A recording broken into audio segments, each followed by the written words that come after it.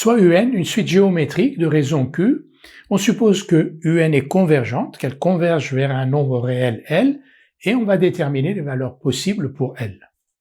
Nous allons utiliser la propriété que nous venons d'apprendre pour déterminer la limite L de cette suite géométrique de raison Q dont on sait qu'elle est convergente.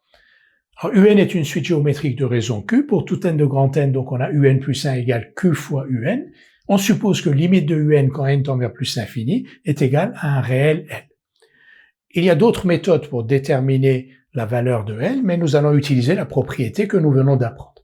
Pour cela, on va écrire la relation de récurrence UN plus 1 égale Q fois UN sous la forme UN plus 1 égale F de UN. On va donc définir la fonction F sur R par F de X égale Q fois X. Et donc F de X égale Q fois X, F de UN égale Q fois UN, F de UN c'est UN plus 1, donc on a bien UN plus 1 égale F de UN. Cette fonction qui à X fait correspondre F de X égale QX est une fonction affine, elle est donc continue sur R.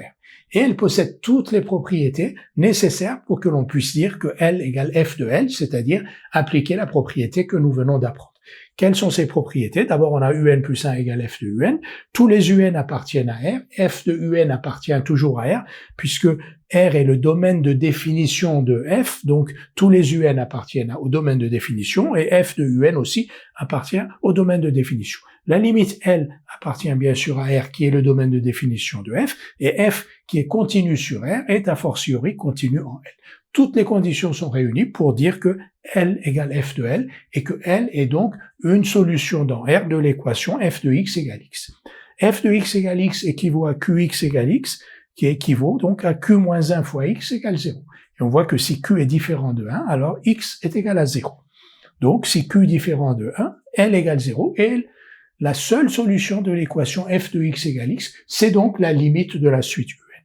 Toute suite géométrique convergente dont la raison est différente de 1, a pour limite 0. Donc nous avons déterminé la limite de cette suite en utilisant notre propriété. Que se passe-t-il si Q égale 1? Si Q égale 1, on a une suite géométrique, donc de raison 1. Si son premier terme est égal à U0, tous ses termes sont égaux à U0, et sa limite est alors égale à U0.